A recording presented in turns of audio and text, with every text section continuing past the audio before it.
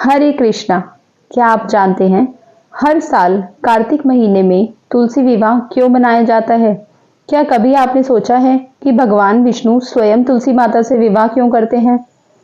इस कथा के पीछे छिपी है एक ऐसा श्राप, एक ऐसा प्रेम और एक ऐसी भक्ति जिसने सृष्टि का रूप बदल दिया। पौराणिक कथा के अनुसार बहुत समय पहले की बात है। एक महान और पतिव्रता नारी थी जिसका नाम वृंदा था। वो भगवान विष्णु की परम भक्त थी। उनका विवाह एक पराक्रमी असुर जलंधर से हुआ था। जलंधर भगवान शिव के क्रोध की ज्वाला से उत्पन्न हुआ था, इसलिए उसमें अद्भुत शक्ति थी।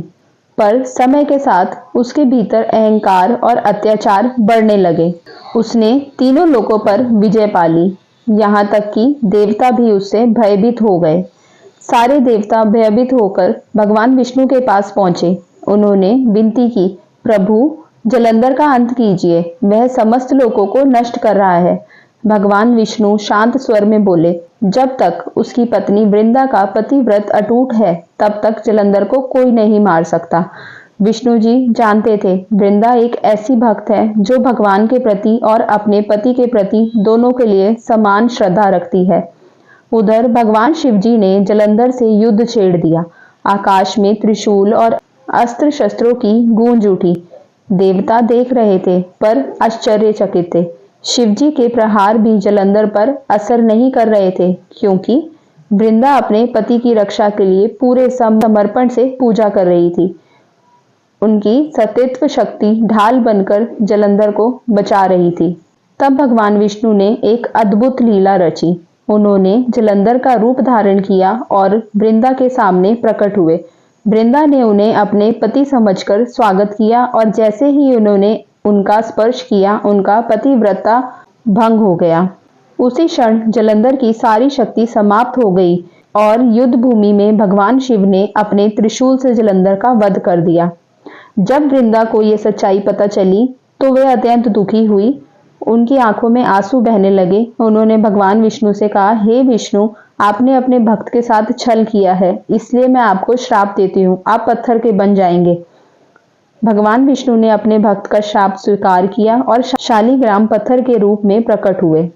इसके बाद वृंदा ने अपने पति की चिता में प्रवेश किया और सती हो गई। लेकिन उनकी भक्ति और तपस्या इसी पवित्र थी कि उनकी चिता की राख से एक पवित्र पौधा उग गया। वह पौधा था तुलसी। भगवान विष्णु ने कहा, अब से तुम सदा पूजनीय रहोगी, तुम्हारे बिना मेरा कोई पूजन पूर्ण नहीं होगा।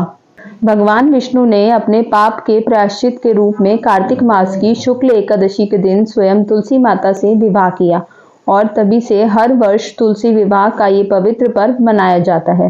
कार्तिक मास में तुलसी माता की ये वाली कहानी रोज सुनी जाती है। आइए इसे हम भी सुनते हैं। एक बुढ़िया माई हर दिन तुलसी माता की पूजा करती थी और अपनी मनोकामनाएं बताती थी, जैसे कि हे तुलसी माता, मुझे पीतांबर की धोती दे, मीठा मीठा घास दे, बैकुंठ का वास दे, चटक की चाल दे, पटक की मौत दे, चंदन का काठ दे, झालर की झनकार दे, दाल भात का जीवन दे, ग्यारस की मौत दे और श्री कृष्ण का कांधा दे। तुलसी माता बुढ़िया की बातें सुनकर सूखने लगी।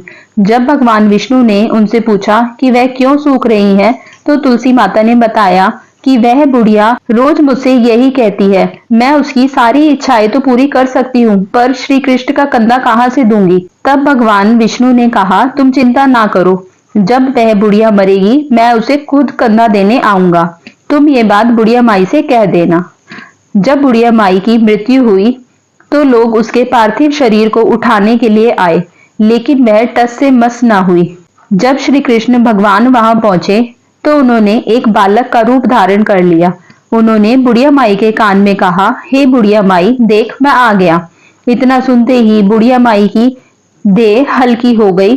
तब भगवान ने स्वयं उसे अपना कंधा दिया और उसे वैकुंठ का वास दिलाया।